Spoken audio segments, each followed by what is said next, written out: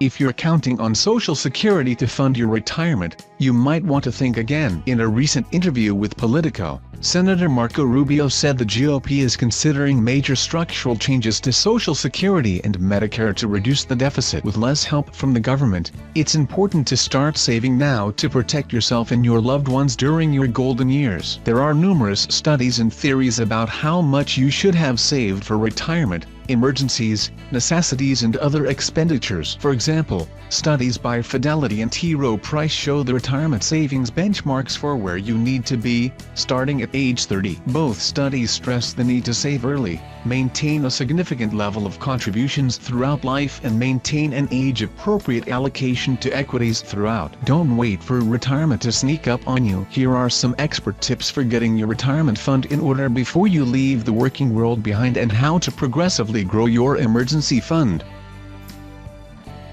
How to calculate projected expenses. When it comes to setting aside money for necessities, splurges and big expenditures, consider circumstances before age. Note that your circumstances are likely to change throughout the decades. However, to figure out how much you need, use an online budgeting resource such as Mint. Break out your monthly bills and figure out an overall amount, said David Back, an author with the personal finance website Money Crashers. If you're falling short, try using coupons for groceries, or go without cable TV, as there are plenty of alternatives. As for other expenditures, it's important to budget and save for those, as well. To me, splurges and big expenditures should be saved for on a case-by-case basis, and there's really no one amount that can be determined according to one's age, said Back. In order to avoid falling into credit card debt, only put a splurge on a credit card if you can pay the bill off in full by the time it comes in. Whether you're focused on saving for retirement,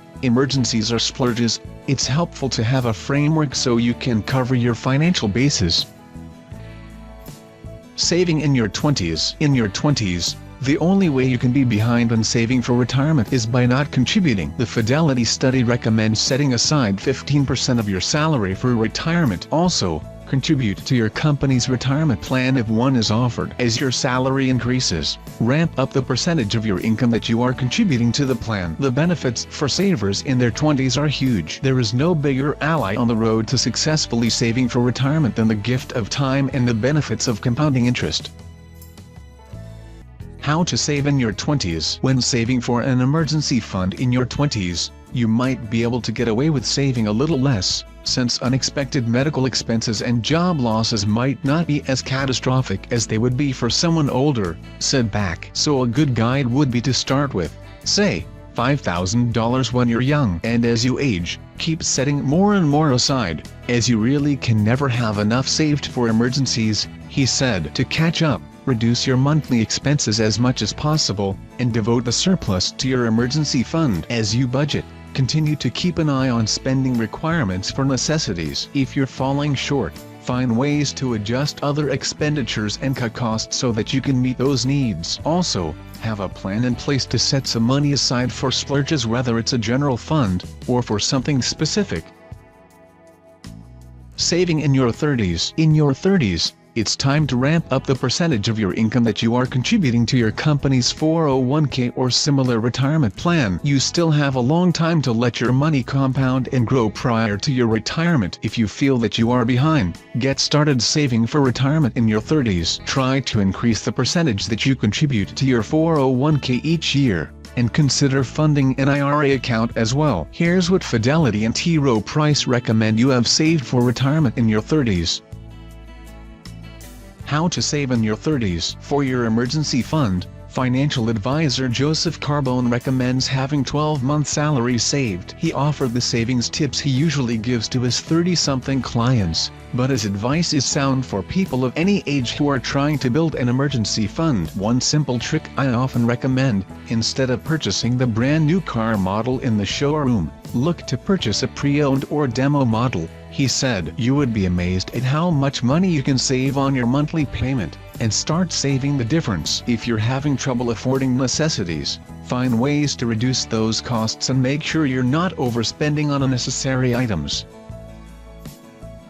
Saving in your 40s. In your 40s, you should be nearing your peak earning years and striving to max out your contributions to your 401k. This is when college also creeps up on those of us with kids. If the choice is between saving for your retirement and saving for college, focus on the former. There are other ways to pay for college, including having your children pay a portion. There are no second chances on saving for retirement.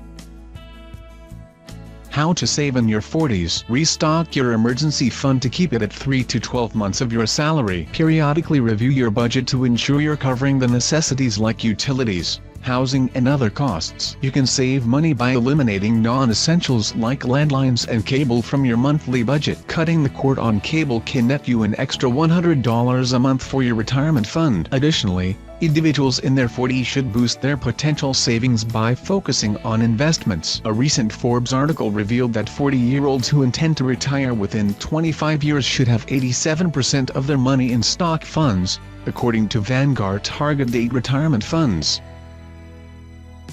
Saving in your 50s. Your 50s are your peak earning years, and you should still be striving to max out your contributions to your 401k or similar retirement plan. Ideally, you are doing other saving and investing for retirement too. If you have kids, you're probably also facing college costs in your 50s. Take a serious look at your retirement plan in your 50s. If you find yourself behind, you might need to cut spending or plan on working a bit longer.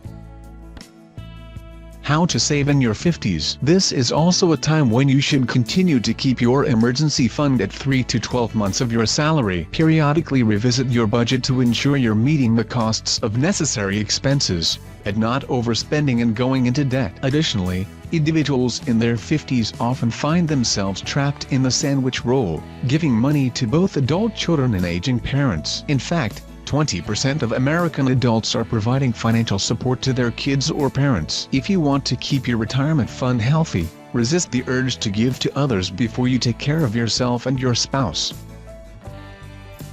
Saving in your 60s. Even into your 60s, it's not too late to salvage your retirement if you are behind. Saving in your 60s might entail working a bit longer or even part-time into your retirement. This is not the time to cut back on your contributions to your retirement plans either. It's also important to carefully time when you claim Social Security. How to save in your 60s. You should continue to set money aside for emergencies, ensure that you're still meeting your necessary costs, and earmark funds for splurges based on your circumstances. If your retirement savings have stagnated, consider delaying retirement by a few years or picking up a side gig you can work after leaving the 9-to-5. Teaching, crafting and leading tour groups in your city are just a few of the many jobs that can keep you active and earning in retirement.